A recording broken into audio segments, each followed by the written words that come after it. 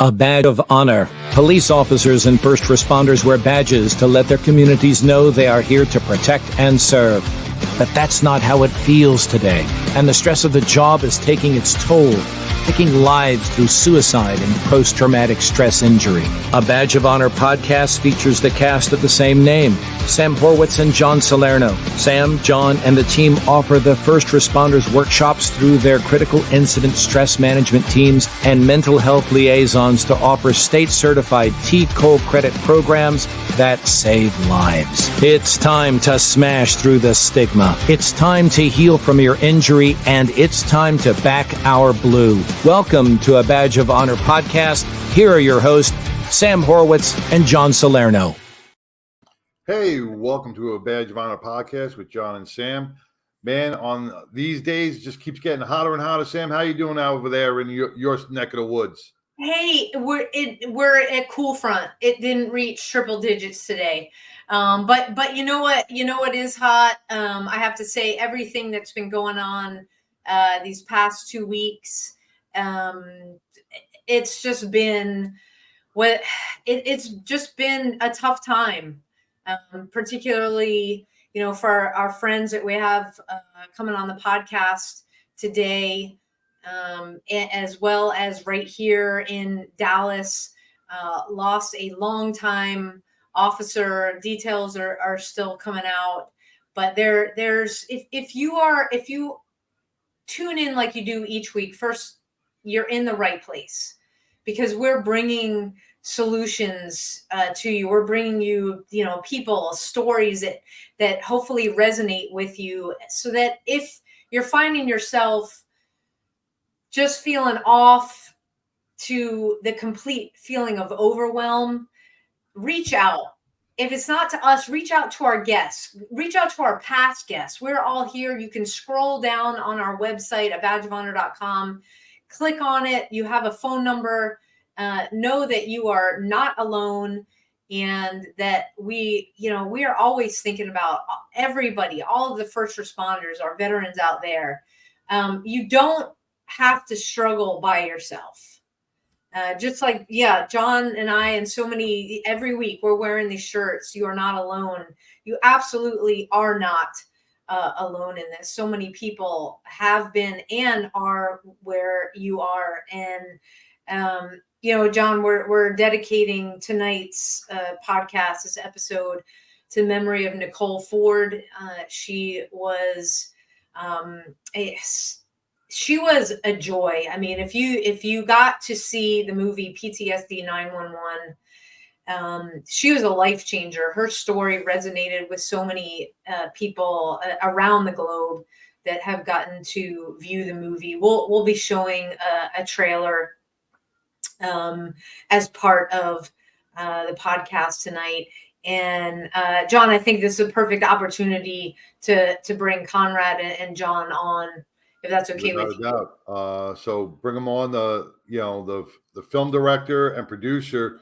We welcome John Conrad and Conrad Weaver and John Peterson. How are you guys doing? Patterson, sorry. Patterson. All right. He took the rest of his name away. I know it's John Peterson, so I said John Peterson and John Patterson. Welcome, guys. We're doing great. Thank you so much for having us on the show. Appreciate it. Oh, it's amazing to have you both on the show. You both of you are an integral part of the mental health community. You really bring forth so much that many people don't see, and with the movie that came out, Conrad, we're going to be talking about that. I had the first time to view it here in Garland, and it was so impactful. My wife saw it, and she, as much as she knows about post-traumatic stress through my journey, she learned so much more hearing it from other people and going, wow, I never knew that, so it brings forth so much information to all our first responders, our veterans, and to anybody else who is really battling any type of stressful situation. Mm-hmm. I had someone tell me here a while back, actually, it was on our bike tour. I forget what city it was in. And they said that, I'm dealing with my own PTSD. Why do I need to come watch someone else's? And I thought, well, you got a point, but perhaps you'll learn something from someone else's journey. And maybe you'll learn some things that you can do to maybe impact you in a better way. And so that's, I think, the treasure of the film is that there are multiple stories, multiple perspectives, and there are some solutions that we address in the film. And I think everyone can learn something from this project. And so thank you for bringing your wife, because I think sometimes the spouses of first responders, don't, they see it from inside, and sometimes getting it a perspective from someone else is also helpful.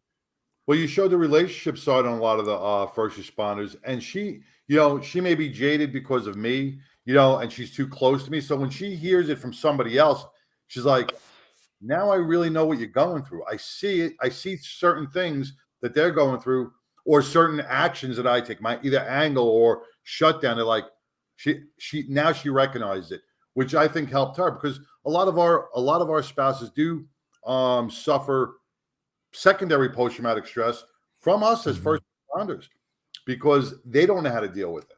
Right. So you really brought that to light, and I got to thank you for it. It really helped everything in my life. Well, I think family is important to first responders. Most first responders have a family of some kind, whether kind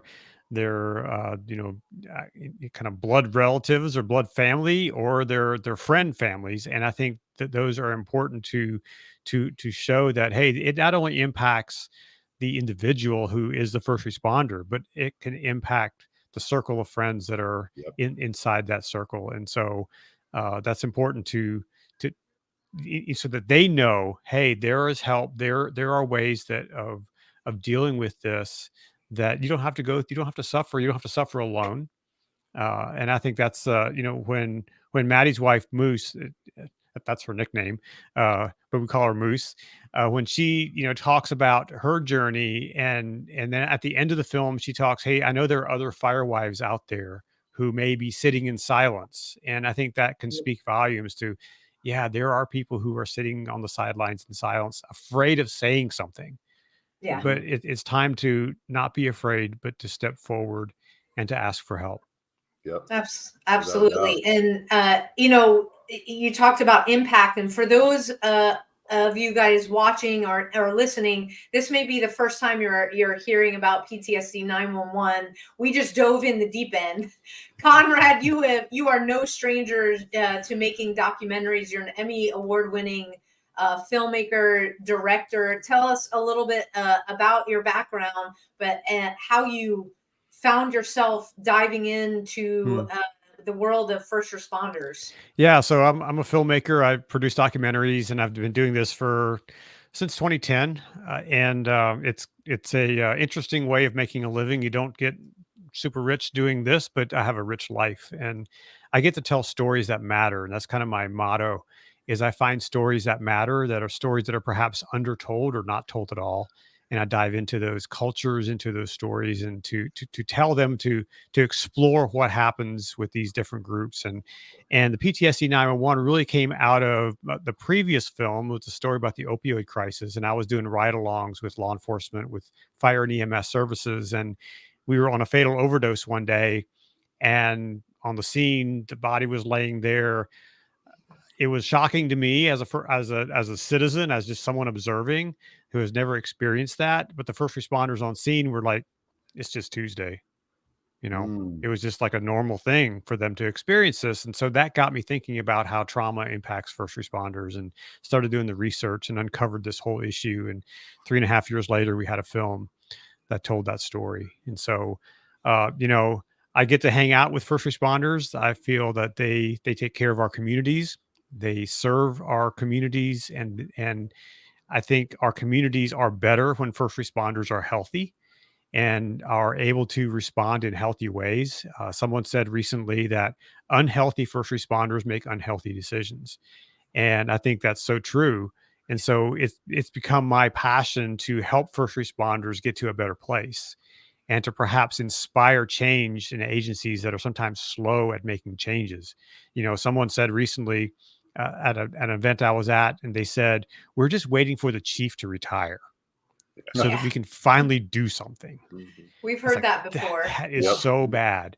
When you have to wait on someone to retire in order to bring wellness and health, focus into your agency, that's a problem. That is a problem. Yeah.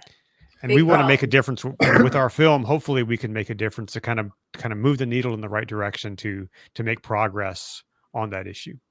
And With if all it the- wasn't enough of a project to, took years to make, you decided, we're like, we got to even go bigger. You did a coast to coast bike tour for first responders. John Patterson is involved in that. We got to take our first break, and we're going to come back. John, we're going to learn more about you, and then we're going to dive in to more about the coast to coast. We'll be right back, everybody. You are watching a Badge of Honor podcast on the OBBM network. Move freely, America, without medical restrictions or penalty. Without medical freedom legislation in place, our rights and freedoms are one vote away from being dissolved. Move freely, America, with one voice, without fear of retribution, achieving a common goal, medical freedom. We the people make our voices heard by connecting with state legislators and engaging a constitutionally compliant medical bill of rights for all citizens. Individually, change is improbable, but as an aggregate, attainable. It's time to act with one voice. My voice. And my voice. And my voice. And my voice. To protect our freedom, creating one voice that cannot be ignored. This requires your voice, too. Move Freely America. Go to movefreelyamerica.org to find a chapter near you. Plug in, donate, and help our legislators defend our God-given rights under the Constitution. Move Freely America. My voice. And my voice. And together with your voice, we're one voice that cannot be ignored. Donate today. MoveFreelyAmerica.org. Hey, welcome back to a Badge of Honor podcast with John and Sam, with our special guests, John Patterson and Conrad Weaver.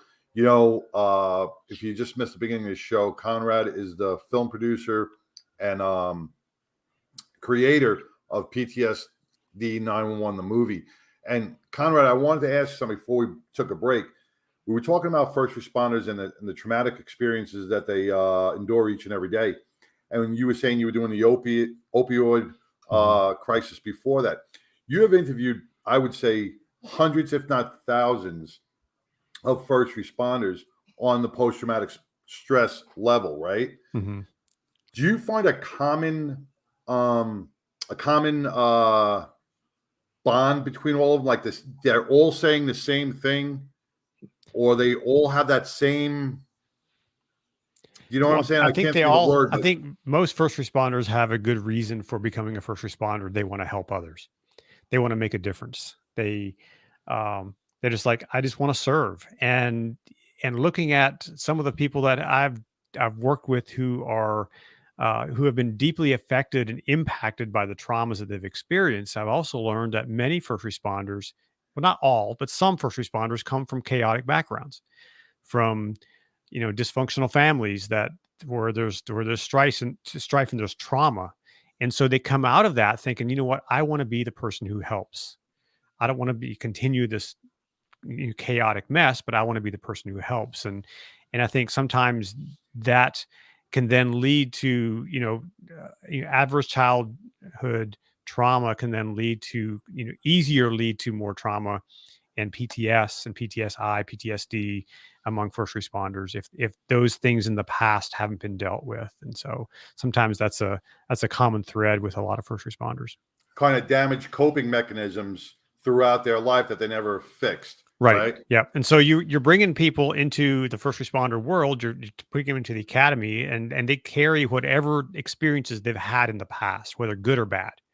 And so if there've been bad experiences and those haven't been resolved or those haven't been worked on, and then they carry those into the traumas that they've experienced. And like Maddie in the film, he talks about, scenes with children impacted me because it brought me back to my childhood when I was dealing with those type of things. And so I think sometimes I think it'd be great for all first responders to have a therapist. I think that every academy should assign these first responders to therapists so that they can work on themselves, because we serve best when we are serving out of the overflow, when we are giving to others, when we are serving others out of the best part of us. And when we don't have that, then we're serving out of a lack. And when we serve out of a lack, then we start to suffer. If you're pouring water out of a cup, that there's got to be water in the cup for you to pour out of. Right. And if there's nothing there, you can't pour out. And I think that's sometimes that, and all of us can deal with that. If I'm serving my wife and I'm taking care of her, but I'm not taking care of myself first, then I'm serving out of a lack of abundance. And I think all of us need to do the things that are necessary, whether it's seeing a therapist, whether it's going to counseling, whether it's going to AA, whether it's going to whatever it is. We need to work on ourselves so that we can serve out of the abundance and out of the overflow. Wow. Powerful. Very Yeah, true. very Very powerful. true. Absolutely. Yeah. So, John Patterson, tell us about yourself and how you got, what's the word I'm looking for? Hoodwinked. Convinced in some way, had Dragged your into arm a twisted coast-to-coast to go bike on tour. a 3,400-mile bike tour. Well, you'd be surprised. It was pretty simple. First of all, I'll give you a little background. I'm a retired government employee for the DoD. I was a computer engineer and did some management over the years. But I retired in 21. And right before I retired, I think it was like 2 months beforehand, Conrad and his wife, Jody, had me and my wife, Carrie, over for dinner. And we were roasting hot dogs over an open fire. And he said, "Hey, John, you want to go for a bike ride sometime?" And I said, "Sure. Where?" And he goes, "From Oregon to Ocean City." And I said, I paused for a second, looked at the boss for I was looking more for this. I didn't see any movement. So I said, "I'm in." There you go. And literally that's how it happened and how Yeah, quickly he said yes. I said, Well, the let's go wife's from- like, they're not going to do it. Well, my mother-in-law who followed the trip, she was like, she had a desk she sat at, had all the, what dates we were going to be where, and she was following real closely. And she kept saying, I kept thinking you'd say, "Nah, we're not doing it." And even when we were out there the first week, she was like, "I can't believe you're doing this." She was just shocked. Well, John, you even had a coworker who told you wouldn't last a week. 7 days. Yeah. And I gave him a little comment in one of our early videos, because we always did a video before we started the day. And I told him, I said, "And by the way, Mark," he's probably watching this, I said, "You said I only make it 7 days, and we were on day 9. There you go. Yeah, I mean, take us through. Let's switch gears. I mean, John Patterson, you're a DoD contractor, so no stranger to, PTSI, being around those that have been contracted, that work overseas, that maybe were in the military before. When you knew that this was connected directly to the movie, and you were, each city that you were stopping in, you were watching, it's not watching a movie, it's putting on a program, and the movie, it speaks volumes in different ways to different people. How did you kind of wrap your head around that? Well, it all started with the premiere. I mean, I really didn't know. PTSD to most people, I believe, is something you think about with the military. And back, a couple of years ago, most people didn't even think of first responders in that light. So when I went to the premiere and got to hang out with those in the film and watched the film, I'd seen it once or twice before. We went to Irving, Texas. And just to spend the weekend with the people and got to hang out, it was almost like being with your family. Mm-hmm. They all kind of became siblings, we all kind of hang out and talked and ate together and stayed in Airbnb and just had a great time with them. That's why Nicole's passing was so hard to deal with.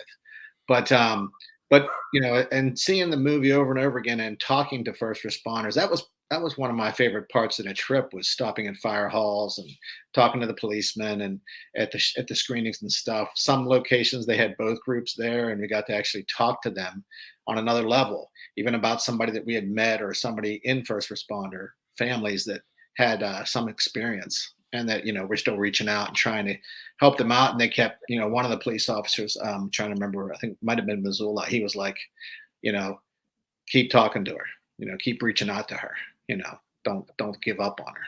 And we still do. We still text her, and we texted her quite a bit throughout the trip. So yeah, and this, for me to do a bike trip like this, it's been on my bucket list for years, probably 15, 20 years. I've been wanting to do a bike, trip across the country. I was a weekend warrior, literally. I mean, the most I ever rode in a day was 50 miles, and that was pushing it. And so when I was thinking about, okay, how can we distribute this film? How can we get the word out about this film? I thought, well, you know what? There are first responders in every community in our country. Why don't we ride across the country, see it slow, and then stop in all these cities and share the film and connect with first responders? And maybe we can even stay at firehouses. Yeah. And we did some of that. So we rolled into, I think one of the first ones we rolled into unannounced was in Pomeroy, Washington. It was just near the Columbia River, actually near the Snake River, I think. Yeah. And we just rolled into town, tiny little town, volunteer fire station, rolled in. The chief happened to be there. And he was like, "What do you need?" We're like, "A place to sleep." And he was like, "We got a room." And we were like, "Yes, we got a Awesome. place to sleep." Awesome. Awesome. Well, guys, if you are just joining us, we are talking with Conrad Weaver, the movie director, producer, et cetera, everything around PTSD 911, and now avid cyclist. Got to add that to the list. Right. And John Patterson, who joined Conrad, they went together on the Coast to Coast for First Responders bike trip, 3,200, 32 or 30, almost 3,400 miles. 3,400 miles. We got to take our next break. We will be right back. Interested in starting a podcast or TV show? Worried about what you'll say and how to keep it engaging? Think you'd like to be a guest on podcast, radio, or TV shows? Hi, I'm Susan Hamilton, owner and founder of OBBM Network, and I would like to invite you to an OBBM media training to get the tools you need for a relaxed and polished performance we'll be proud to share.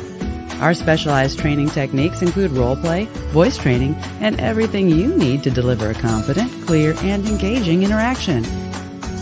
Go to offbeatbusiness.com.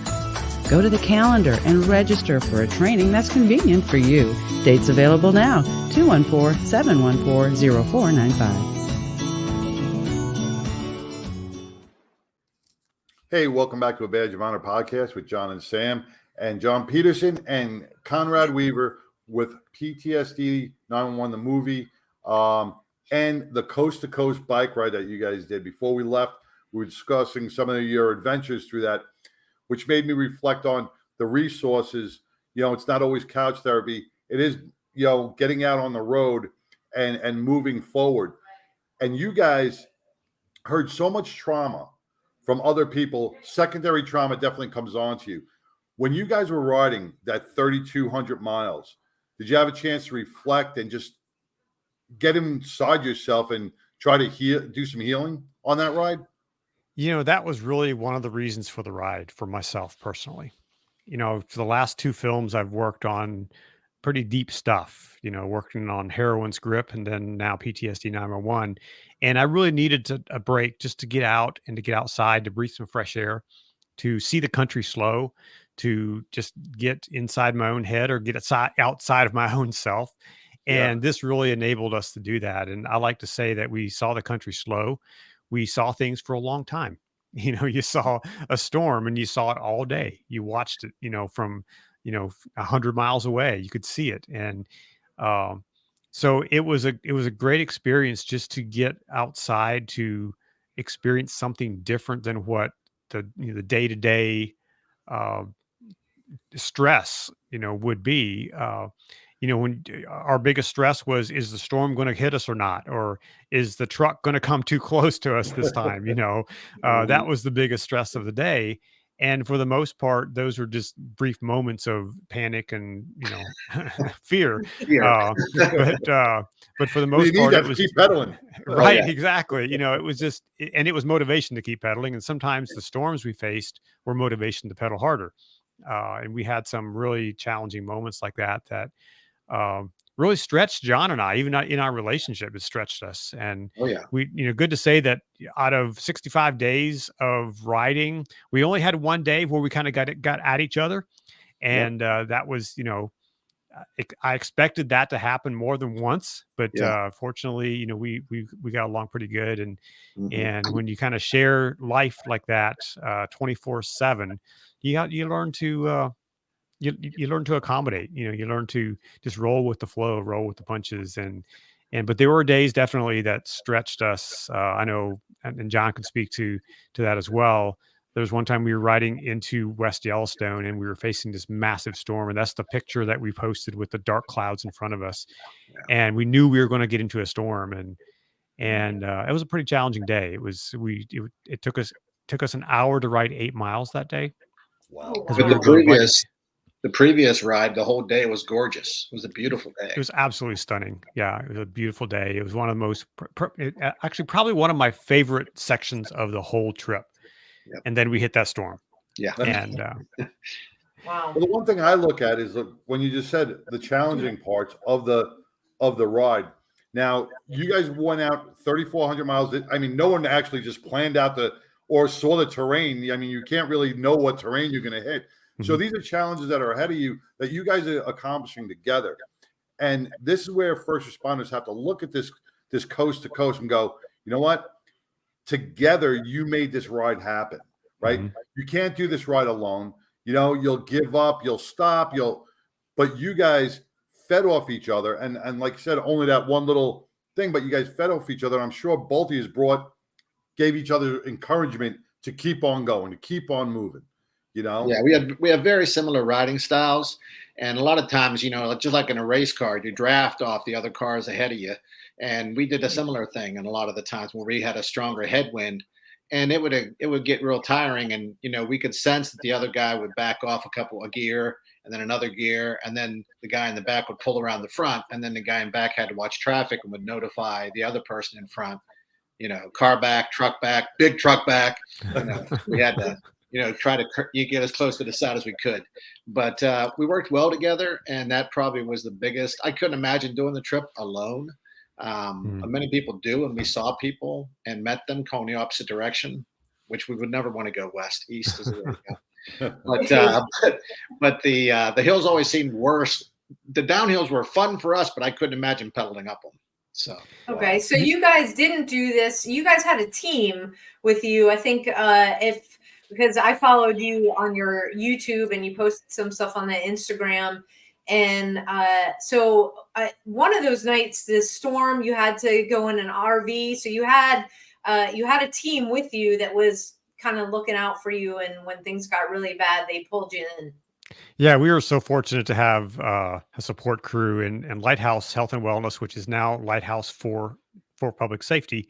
They came along. They were the sponsor for the ride. And they then 3 weeks before we left, they called and said, "Hey, we're coming with you. We got an RV." And so we were like, "Okay, super." And yeah, there was a day that we were in the middle of Wyoming and we were literally facing two storms that were coming together and right on the road where we were going to be.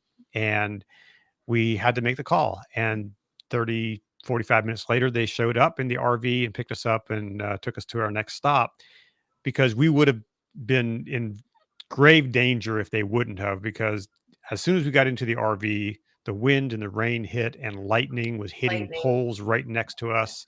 And it was dreadful. And so we were so thankful to have that support. And they were always, across most of the trip, they were always within a couple of hours of us.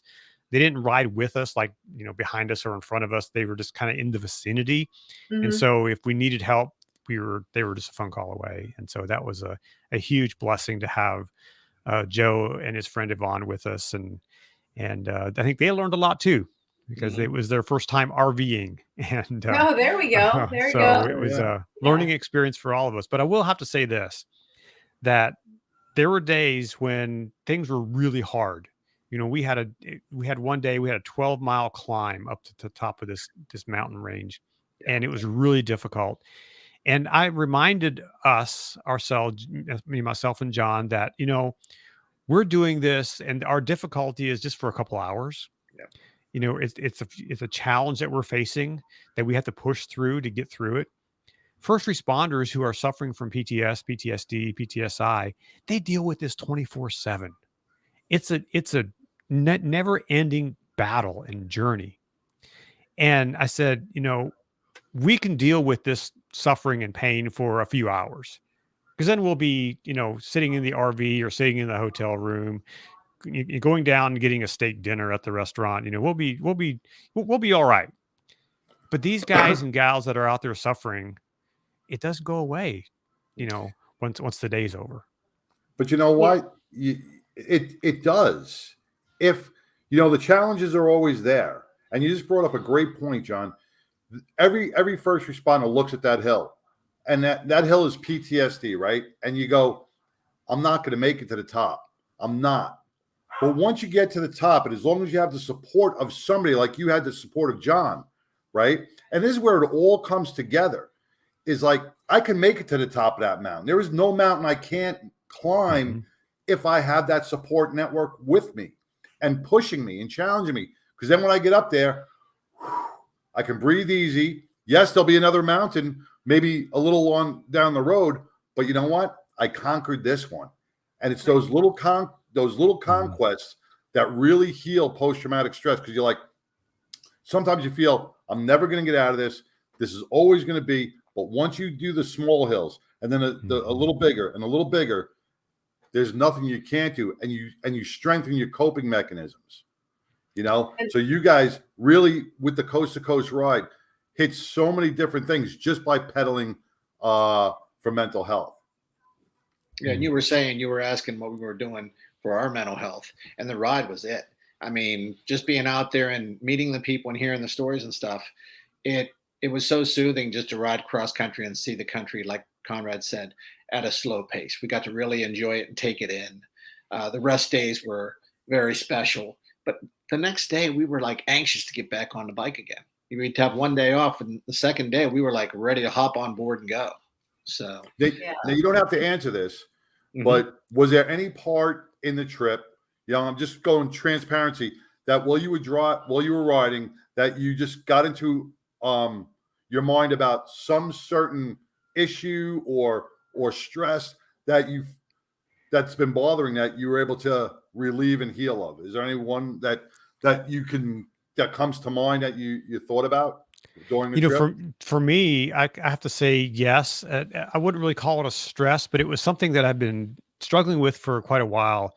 I've been wanting to write a book, and for the last 4 or 5 years, I had this idea to write a book, but I really didn't know where I would go, how I would do that, what I would write about, and what the theme would be. And this trip clarified that for me. It was an epiphany that I got one day, and it was just like, that's it. That's the story. That's the thing I got to write about. And now it's on my calendar. Every Friday morning I'm writing. And very good. My goal is by the end of this year to have at least the outline finished, and kind of, the bulk of where the book is going. And hopefully within a year I'll have a book to come out. So we'll see. Yeah. Awesome. But that's what helped me on this trip, was like to clarify that message and to clarify that story. That's great. That's great. That's fantastic. Yeah, for me, it was the forced exercise diet program, because it was, when you're pedaling as many hours as we were pedaling and burning 4,000 plus calories a day. For me, I was always in good shape when I was younger, and as you get older, you put on some weight. Well, I lost 40 pounds on this trip, and and now that we're back, I took some time off, but now I'm back biking again, trying to get biking in every other day. And on the other days, I try to lift some weights and just trying to get something done. And it allows me to feel more driven, and I want to do more things around the house. We just bought a place near Gettysburg, PA, and there's a lot of updates to do to the yard and the house itself. So I'm getting a lot more done, and I'm feeling more focused on what I got to do. So that's fantastic. You have a goal. Hey, we got to take our next quick break. We will be right back with Conrad Weaver and John Patterson. They went coast to coast for first responders. We'll talk about that more when we come back. All right.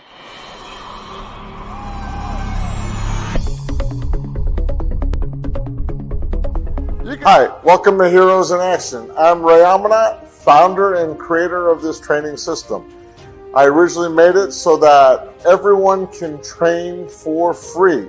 We have programs for kids, for women, families, and businesses. I'm an author, speaker, and educator on everything that has to do with violence and bullying prevention education. If you'd like more information about who we are and what our programs are, please go to our website, at heroesinaction.us, or give me a call if you have any questions at 727-314-2534. We hope to see you here to train. Hey, welcome back to a Badge of Honor podcast with John and Sam. We welcome back Conrad Weaver with PTSD 911, the movie, and John Patterson. You both did this coast-to-coast ride, which was a healing, spiritual. I'm sure what an amazing experience. I mean, just following you guys on the internet, I got tired.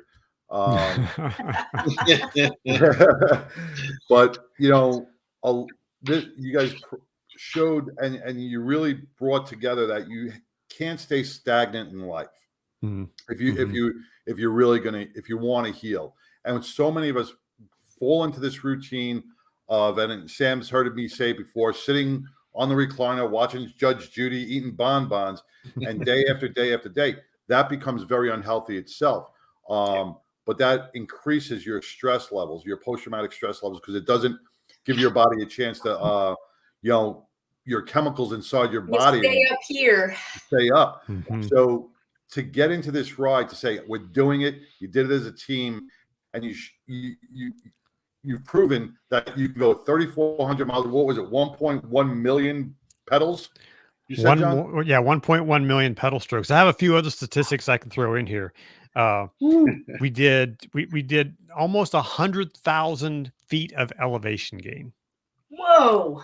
Yeah, that's like climbing Mount Everest, 3 or 4 times. Yeah. Yeah. 4 times. 4. Yeah. Yeah. Right. Yeah. And we did 13 states, 249 hours on the bike seat. 249 hours pedaling My bikes. butt would be killing me. Well, mine was too for a couple times. We had 14 screenings of the film. We had 1 flat tire. Our highest peak was 9,658 feet in the Rocky Mountains. On the Eastern Continental Divide, it was 2,392 feet. But yeah, 1,129,555 pedal strokes. Oh my gosh. And okay, I'm thinking about hours in the seat here, because you guys, it's not like you took out your bikes that you had in your garages. Right. You got outfitted by an incredible company, and these bikes were something special. Tell us about that. Absolutely. We are so fortunate to have a bike sponsor from Priority Bicycles. They're a small boutique a company out of Manhattan, New York. They create and build bikes that have a belt drive. They literally just have a carbon fiber belt with an internal gear hub that is super smooth, super quiet, and needs no maintenance whatsoever. It was an amazing bicycle. We got connected with them through a mutual friend, and actually my mutual friend, his name is Ryan Van Duzer. You look him up on YouTube. He's a big YouTuber. He inspired this trip. He was the one. I watched him through COVID, and he took he's come across the country 3 times, I think. Once on a 3-speed, which is just ridiculous. But anyway, he inspired this trip, and he connected us to Priority Bicycles, who gave us these Priority 600 bicycles that were just super amazing bicycles. We were so proud of them. We actually then gave one away at the end of our ride. We were raising money to help 220, the nonprofit. And if you made a donation to that, your name got put in a drawing. And we actually have a police officer out of Pittsburgh who won a brand new Priority 600 bicycle. And so we were very thankful for that. But yeah, probably the one pain point was the seat. As you can imagine, sitting 249 hours on a bike seat over the course of I could 9 not weeks. imagine. I would have one of those little donuts. Yeah, really super padded. Yeah. It's just something you train for. And, something I wanted to say that, you look at this and it's a huge challenge. It's a huge monumental thing. And when you look at the big thing and you look at the, 3,400, how in the world can I make 3,400 miles? Well, you can't. Right. But it just takes one little step at a time. Mm-hmm. It takes one training day at a time. And we train for this for months ahead of time. By, the first week of training, we really just rode maybe 20 miles. and just went out and rode, took a day and we rode 20 miles. And then the next week we upped that to maybe 30 miles, and we built our resilience that way, 1 week at a time, 1 day at a time. And by the end of our training, before we left on our trip, we actually rode 100 miles one day. And that 100-mile day also was almost 5,000 feet of elevation. It was a lot of climbing. We live here in Maryland where there's mountains and hills. And so we wanted to make sure that we could do this thing. And it was more miles in a day that we ever did on the bike ride. I think, John, what was our next closest was 94. 94 miles was our longest day on our bike ride. So we proved that we can do this by riding 100 miles, before we left. But, if you try to do this and you think I'm just going to go out on a bike and ride across the country, well, you're going to fail. Yeah. But you can do it one step at a time if you get ready for it. And it's like that with anything. And that brings up our first responders that are listening, our first responders are our veterans, or anybody that's been battling any type of post-traumatic stress. It's one step at a time. Yeah. You may not, you have to keep going. You have to take your little steps. You may not like your therapist, get another one. You may not like therapy, go to equine. You may not like equine, go to canoeing. But you have to take it slow. Don't give up. Just keep moving forward, and you'll see things will start becoming easier. And you'll hit that 100-mile mark. You'll hit the 200-mile mark. But you can't get frustrated. I know with first responders, we're programmed that if we don't have it now, it's not working, right? It takes time. Years of stress do not get wiped out in 2 sessions. You have to take each day one at a time, like you guys did training with the bike. Post-traumatic stress therapy is the same way. It's training for those little hills that you're going to have to get up and the bigger hills. So don't get frustrated. Be patient. And there's kind of a parallelism. When we were first arrived out of Astoria, when we drove from Portland out to Astoria, we got a great ride from Mike and Sequoia. They gave us a ride out there, picked us up at the airport. They came up from California. They're also first responders. But they gave us a ride out there. And as they drove over the 2 ranges to get to Astoria, we were in this car, and I was thinking these hills were going to kill us, because it's just like with PTSD as being that monumental thing in the distance that looks so big and you're not going to be able to get over it. We rode our bikes to this PTSD mountain, and it didn't look so tough once we started attacking it. And we worked our way up it and worked back and forth and helped each other to, like, I attacked hills sometimes, and Conrad would have to pull up back on the choker to get me back in line. And we worked real well together to work and get up over those mountains. And they just got to get the help like we did, helping each other to mount those things and actually get over them. And then we had help. And then we had help. We had one hill. Actually, day 2 was going to be this monumental hill. It was just crazy steep. And we went out to lunch, and at lunch there was a fire chief was sitting there. Yeah. So guess what we do? We strike up a conversation. Hey, chief, we're doing this crazy ride for first responders, and tomorrow we're going to go up this big hill here. He says, actually, you don't need to go up that hill. There's a way around it. Oh. And he gave us the secret way around it, which was it had some hills on it. Yeah. But it didn't have this massive climb, and it had some beautiful scenery. It had through a river valley and just through the forest. And we thought we saw Bigfoot up in the woods someplace. There's a couple places like that. But it was like, sometimes you have to listen to the people around you who've been there. Yeah. Who've experienced that. Yeah. There are so many parallels on the PTS journey. Yeah. That brings me right to the picture of Checkmate in France. Yeah, exactly. There's always one more move. And you guys went around that, you didn't have to eat that mountain. You went around it because someone told you. God, it resonates so much. Yeah, absolutely. Hey, we got to take our last break. We are talking with Conrad Weaver and John Patterson, who just did an amazing coast-to-coast bike ride for first responders. We'll be right back after these messages. To the Health Engineer Show. I'm Kirk Buckley, the Health Engineer, right here on the Offbeat 50. Hi, I'm Larry Cordier. Hi, my name is Susan Hamilton, and you're watching Offbeat. Hi, this is Doreen Milano. Welcome to Big Ideas Small Business, where we will talk to Terry Arjala.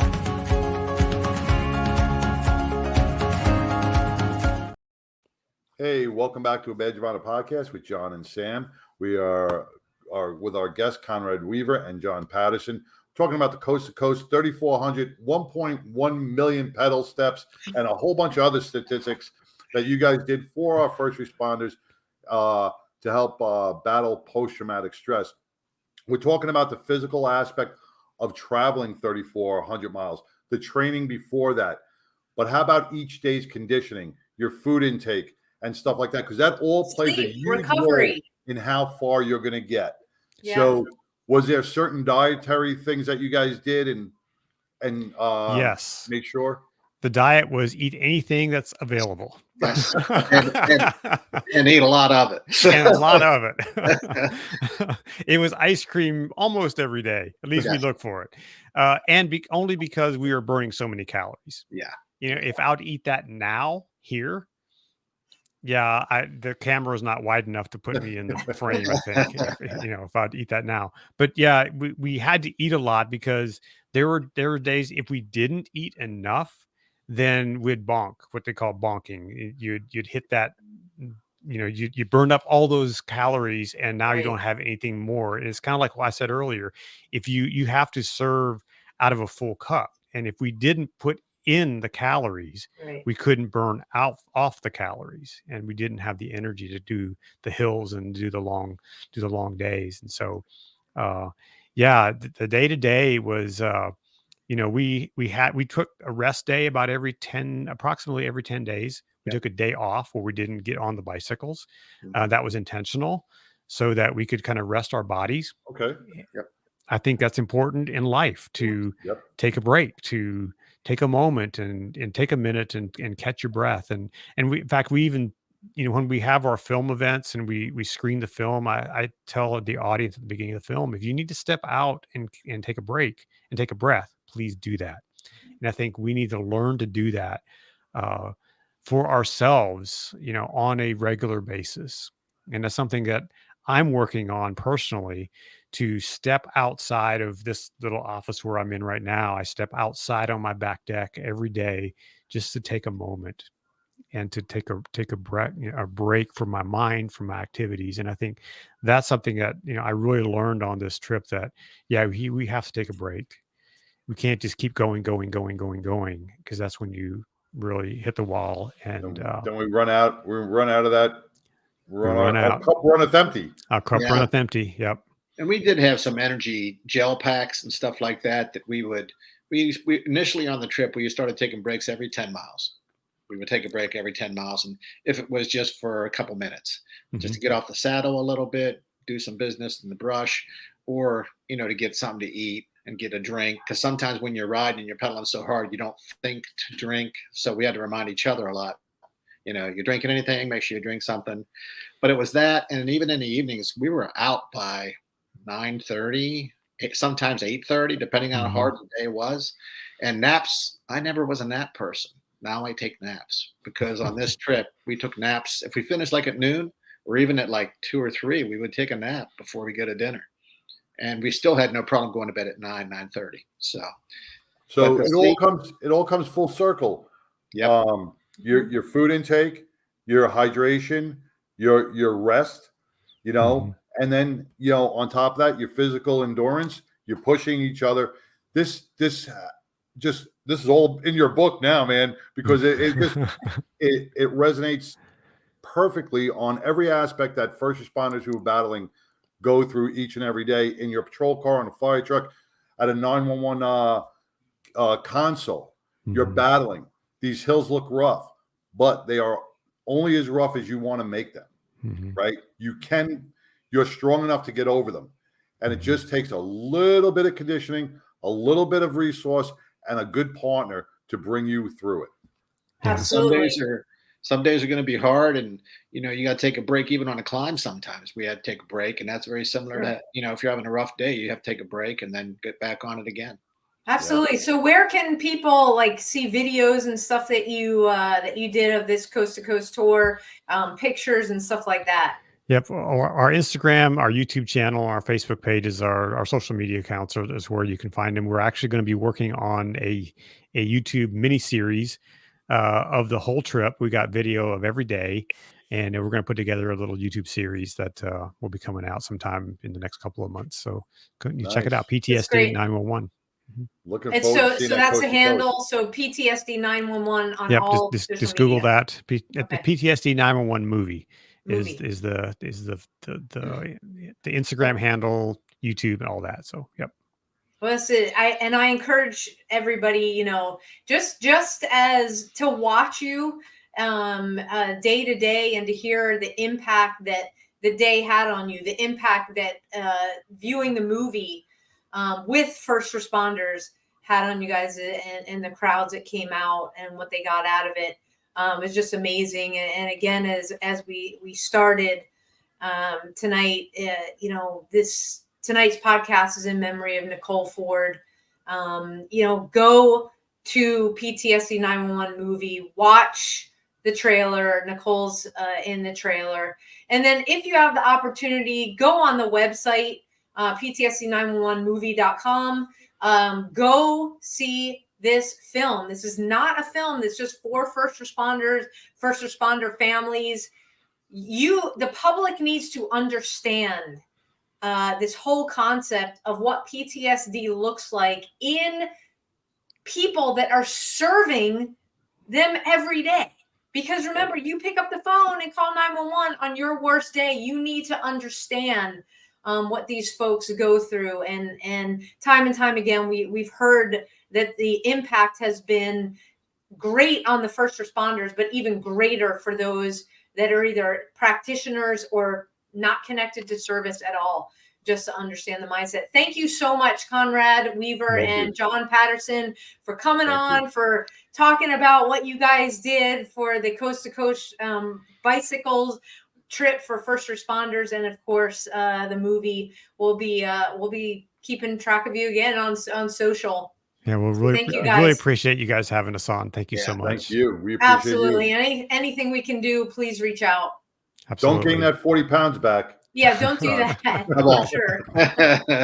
All right, you guys. Thanks so much. All right. Thank you. Thank you, guys. Wow, this was amazing. The not only the miles, but the pedal strokes, everything that they did. And there's so many partners that have been involved along the way. The first when we did the premiere out here in Irving, Texas, we've got a huge event this Friday with NAMI Ops. So the National Alliance on Mental Illness, they've got their first major fundraiser, the peer support. So it's NAMI Ops Clay Shoot, and a badge of honor is so pleased to be involved to sponsor a team of 4. There's still time to register, so go to NAMINorthTexas.org. You can find the information on the website. Go and sign up right there. This Sunday, we've got Walk the Bridge happening across the globe. So you can go find out more about that at walkthebridge.org. I just put that up on the website. And then at the end of the month, we've got our workshop that we're doing. Thank you to our partners at Garland Police Department for hosting us once again. If you're a first responder within an hour's plus, say 2-hour drive of Garland, Texas, you want to get to this workshop. Why? Because we are helping you build your wellness and resiliency toolbox. We talk about and give you the tactics, tools, and resources that you need to respond to the stress of the job. And we build that brain-body connection with our amazing John Edmondson from Healing Springs Ranch. And we do a whole afternoon together on the actual tactical skill part of what you need to do to build your resiliency there. Hey, we can't do this without tremendous partners. Carry the load. You see it right here every week. Got the flag behind me. We are part of their Continuum of Care partner program. So check out carrytheload.org. If you are a first responder or veteran looking for resources, pop over there. They're incredible human beings. And then, just visit our website as well. They're on our website. scroll down on the homepage, lots of resources right at your fingertips. Click on any logo. It'll take you to the homepage, because you do not have to do this alone. And for those of you who join us week after week, thank you so much. Hit that subscribe button if you haven't already. We're across all of the social media, whether you're watching this on YouTube, LinkedIn Live, or Twitter Live. Thank you so much. You can find us across the social media spectrum. Our newest channel is on Instagram. We are on the Gram. So go ahead and subscribe there. You can follow us on Facebook. It's whether you're new to Getter, we're on Getter, we're on MeWe, all of it. So just go and follow us all over so you don't miss a beat. Not only the work that we're doing with first responders, but it's your way to plug into the first responder world. If you go on our homepage, you'll see a floating blue donate button. We can't do this work that we do without you. And I'd be remiss. We got to do a huge shout out to Dickey's Barbecue and Chick-fil-A, who come through workshop after workshop to feed our first responders in attendance. So thank you guys so much for that. For all of the first responders out there, we are praying for you every day. We know what you go through. Please know that we are a phone call away. We are an email away. We are a text away. You don't have to do this alone. We are here. Our partners are here. Take that next step. Like John always says, you're never without a next step, right? There's always another move.